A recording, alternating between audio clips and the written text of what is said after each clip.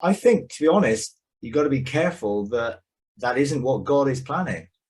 Mm. Bring people to a realization. So it has to get to the point where it's obvious that the reason that things are not as they were is because people have left the values of love and that God brings. So in a sense, it's finding the right time to legislate for the changes that God is doing within those situations to take place.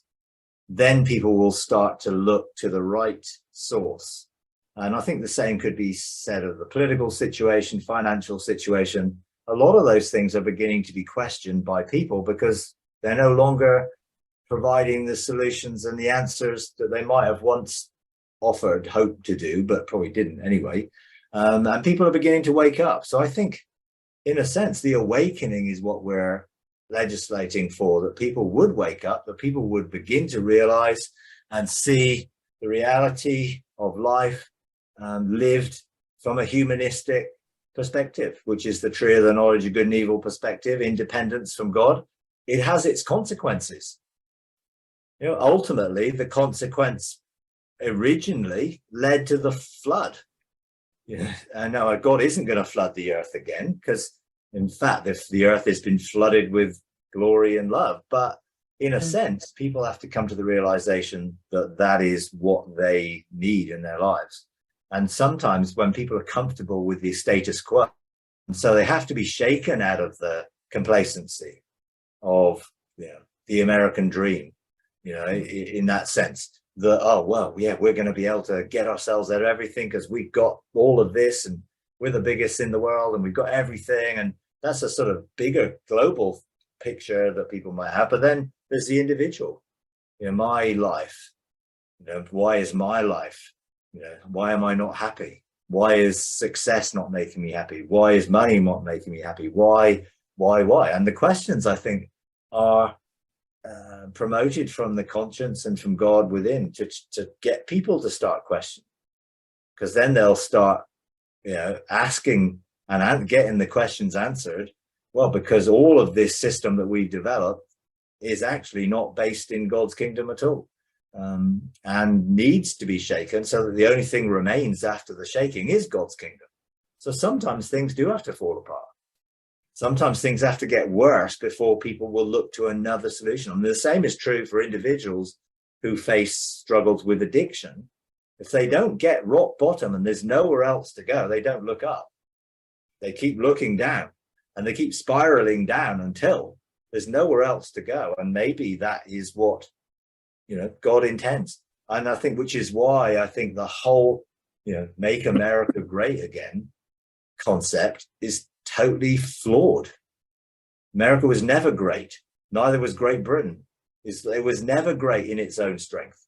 Only those things that reflected God's love and were in the world good things that they did, you could say was a reflection of God, are good. Everything else is not good at all. And any independence of we are great is pride.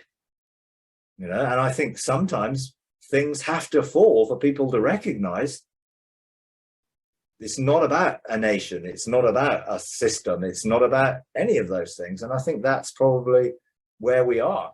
And I think the pandemic has probably highlighted some of those issues, brought things to the front, made people realize that what they had was not as good as they thought it was, missed the relational, and began to question what is life about. So maybe that's what God is doing, and maybe we shouldn't pray that changes. Maybe we should be praying or legislating for that to be outworking its fullest extent, so that people would begin to awaken out of the darkness of deception that they've been living in and begin to see the truth, and the light would begin to shine. What is it? Arise, shine, your light has come, and the glory of the Lord is risen upon you. Behold, deep darkness covers the earth. And you could say that was talking about Jesus coming into a world which effectively was essentially completely following their own path. And you could say it was absolutely deep darkness.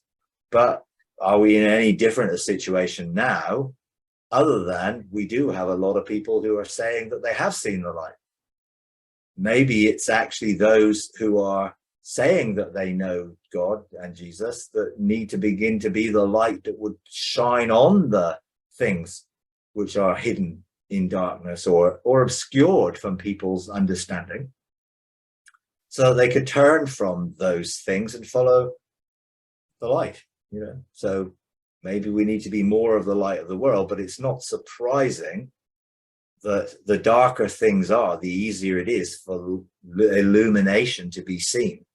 You can have a candle out on a beach in the sun and no one would ever see it.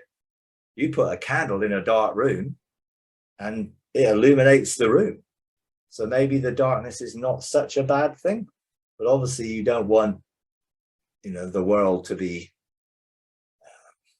in chaos and anarchy and terrible things happening. But on the flip side of it, sometimes it's only terrible things that shock people out of their existing mindsets and belief systems to enter into something better.